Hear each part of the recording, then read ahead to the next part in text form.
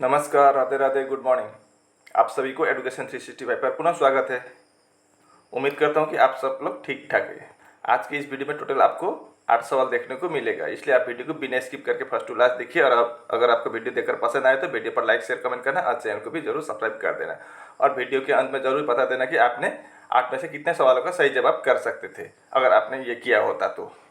और एक बात आपको मैं याद दिलाना चाहता हूँ कि अगर आप चैनल को सब्सक्राइब करें तो आपका अकाउंट से कोई पैसा नहीं कटेगा, लेकिन आपको ये जरूर फायदा होगा कि जब भी हम नए वीडियो अपलोड करेंगे तब आपके वहाँ तुरंत से नोटिफिकेशन जा पहुँचेंगे और आप वीडियो को बिना मिस करके देख सकेंगे। और हो सके तो अपना भाई बहन मित्र रिश्तेदार कोई भी कॉम्पिटिटिव एग्जाम के लिए तैयारी कर रहे हो तो उनके साथ भी ये वीडियो फेसबुक या व्हाट्सअप के माध्यम से जरूर साझा कर देना, ठीक है।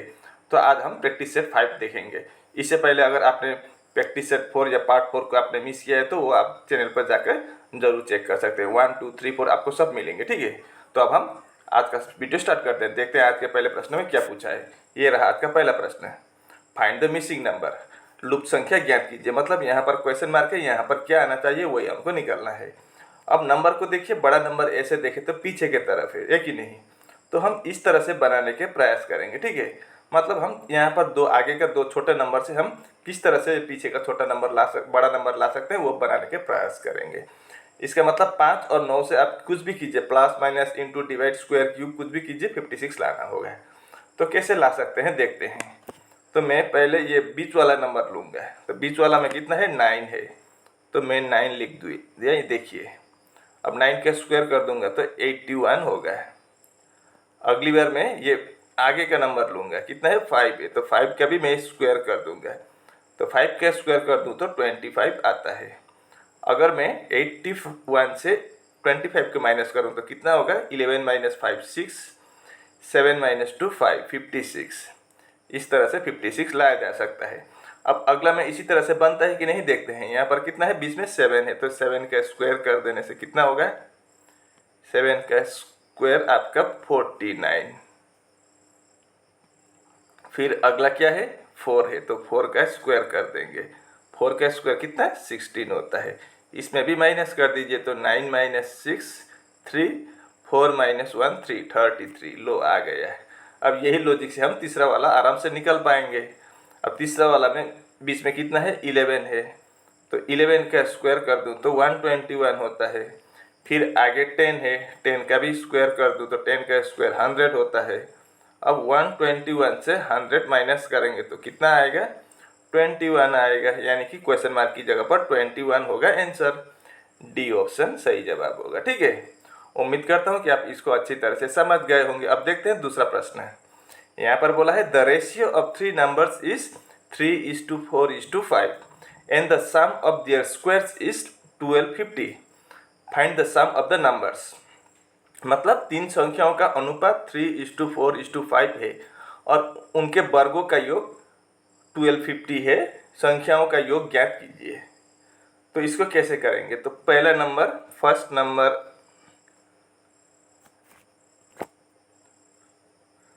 सेकेंड नंबर और थर्ड नंबर हम लिखेंगे पहले, ठीक है। तो फर्स्ट नंबर हम 3 को पकड़ेंगे, सेकेंड नंबर हम 4 को पकड़ेंगे और थर्ड नंबर को हम 5 पकड़ेंगे। अब इन तीनों के पीछे मैं x लगा दूंगा, ठीक है। इस अनुपात में है 3:4:5, 3 नंबर। अब आगे बोला है and the sum of their squares is 1250।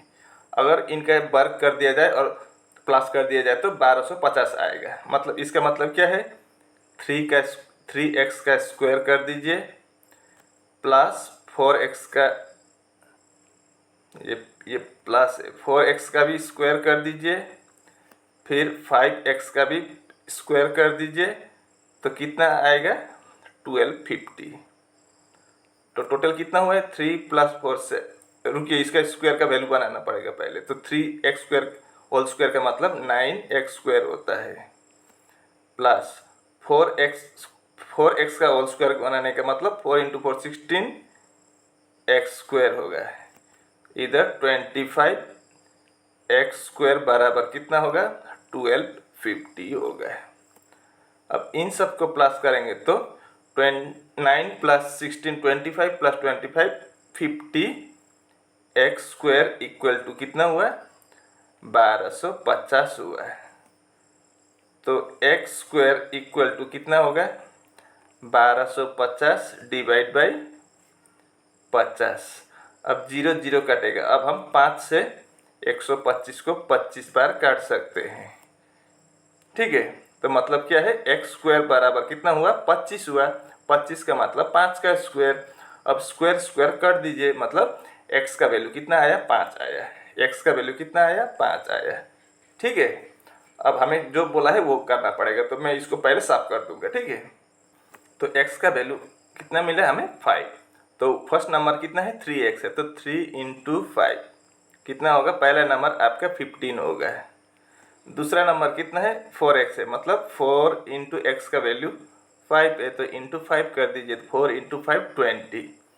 तीसरा नंबर क्या है 5x है, मतलब 5 इंटू एक्स का मतलब 5, 5 इंटू 5 25।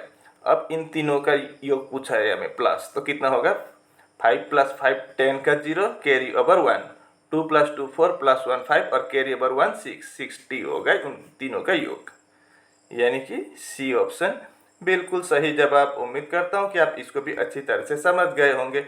अब देखते हैं अगला प्रश्न। यहाँ पर बोला है अगर डी का कोड 4 है और BAR बार का कोड 7 है तो मैंगो का कोड क्या होगा। अब डी से 4, देखिए डी के प्लेस वैल्यू वैसे भी 4 होता है, तो 4 ये दिया गया होगा। अब अगला हम बार का देखेंगे। ठीक है, BAR। अब B का प्लेस वैल्यू 2 होता है, A का 1 होता है और R का 18 होता है। इन तीनों को प्लस करेंगे तो 2 + 1 3 + 8 11 का 1 हासिल 1 कैरी ओवर 1, तो 1 और 1 2 21 होता है। अब अगला मैंगो का भी चेक कर लेते हैं।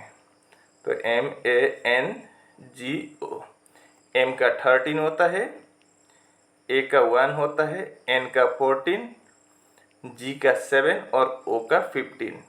इन सब को प्लस करेंगे तो 3 + 1 4 + 4 8, 8 + 7 15 + 5 20 का 0 कैरी ओवर 2, 1 2 3 और कैरी ओवर 2 5 50। अब यहाँ पर बार का कितना आना चाहिए था 21, सॉरी 7 आया कितना 21, तो कैसे 7 बना सकते हैं। इसको अगर हम 3 से डिवाइड करेंगे तो 7 आएगा। अब यहाँ पर कितना आना चाहिए 4, तो 1 से डिवाइड कर दीजिए 4 आएगा। इसका मतलब समझ गए, डी में एक ही अक्षर है डी, इसलिए मैंने इसको 1 से डिवाइड कर दिया 4। बार में 3 अक्षर है BAR, 3 से डिवाइड कर दिया 7 आया। उसी तरह से मैंगो में कितना अक्षर है 1 2 3 4 5 अक्षर है, तो 5 से डिवाइड कर दीजिए। 50 को 5 से डिवाइड करेंगे तो कितना होगा 10 होगा, यानी कि 10 कहाँ पर है ए ऑप्शन में है, तो ए ऑप्शन बिल्कुल सही जवाब। उम्मीद करता हूँ कि आप इसको अच्छी तरह से समझ गए होंगे। अब देखते हैं अगला प्रश्न। To make the given equation correct which two numbers need to be interchange. दिए गए समीकरण को सही बनाने के लिए किन दो संख्याओं को आपस में बदलना होगा। तो यहाँ पर बहुत संख्या है, 27 है, 8 है, 4 है, 3 है और 2 है। इन 5 नंबर में से कौन सा 2 नंबर को अगर हम आपस में बदल दे तो इसका आंसर 1 आएगा, वही निकलना है। तो पहले ऑप्शन में क्या है 3 और 27 है, इसके मतलब 3 यहाँ लाएंगे हम और 27 को यहाँ ले जाएंगे। ठीक है, अब अगर हम 27 को यहाँ ले जाएंगे तो 27 को अगर हम 2 से डिवाइड करेंगे तो 13.5 आएगा, मतलब पॉइंट में आएगा आंसर। लेकिन यहाँ पर तो पॉइंट नहीं है, सीधा एक नंबर ही है, तो ये वाला नहीं होगा। ऐसे शॉर्ट ट्रिक्स अपनाना होगा। ठीक है, तो जल्दी आंसर निकल आएगा।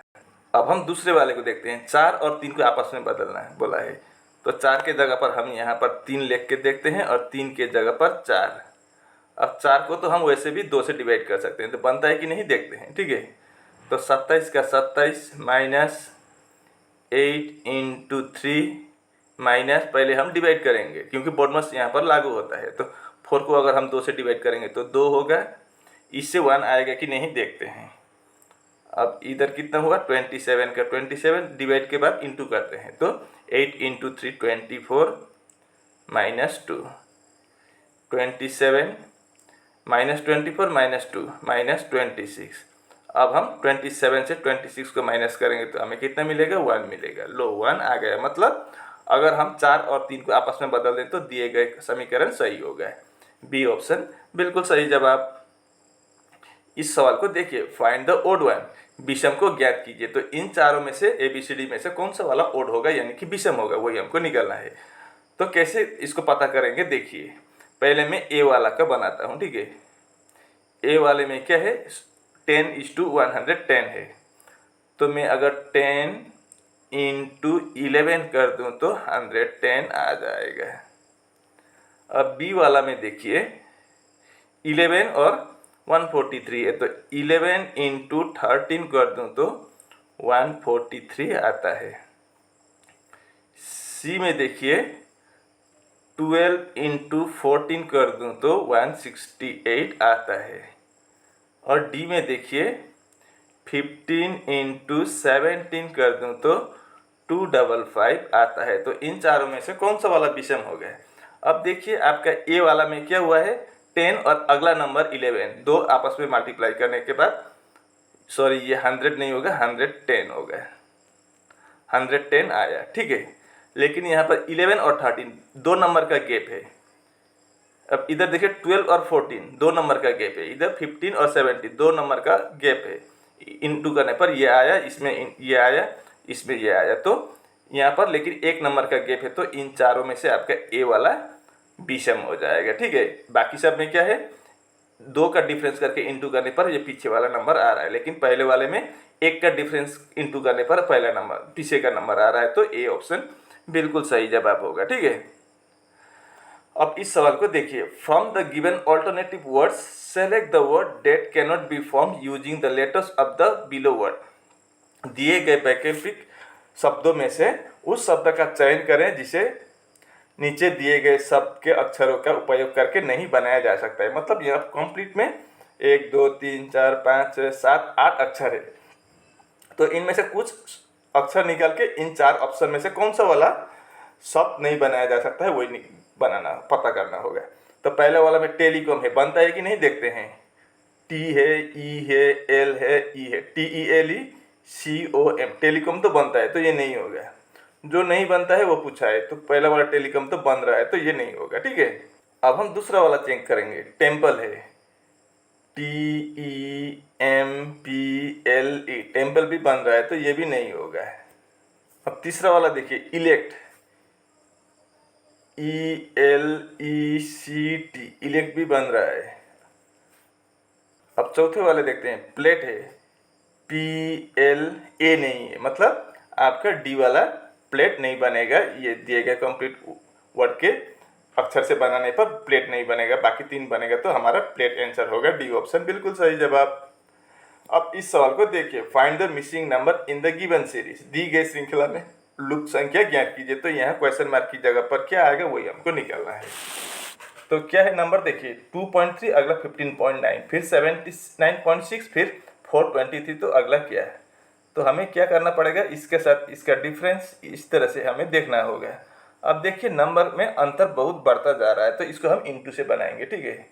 तो यहाँ पर इस तरह का लॉजिक है, देखिए 2.3 के साथ इंटू 3 कर दूँ तो कितना होता है पता है आपको, 6.9 होता है। हमें लाना है कितना, 15.9। तो यहाँ पर कुछ प्लस करना पड़ेगा, क्या प्लस करना पड़ेगा, 9 अगर प्लस कर दूँ तो 9 होगा, इधर 9 + 6 15.9 आ गया है। तो हमने फिर क्या प्लस किया था,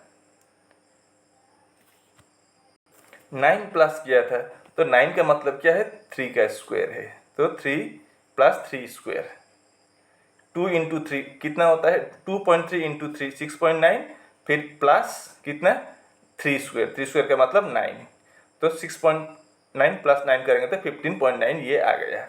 अब अगला उसी तरह से बनाएंगे, इंटू 4 करके देखते हैं। 15.9 × 4 करेंगे तो आपका 63.6 आएगा। फिर इसमें अगर हम 16 प्लस कर देंगे तो देखिए क्या होगा, 6 का 6 होगा, इधर 3 + 6 9, यहाँ पर पॉइंट है, फिर 6 + 1 7, 79 आया। तो प्लस इंटू 4 करने के बाद 16 प्लस किया, 16 का मतलब क्या होता है आपका 4 का स्क्वायर।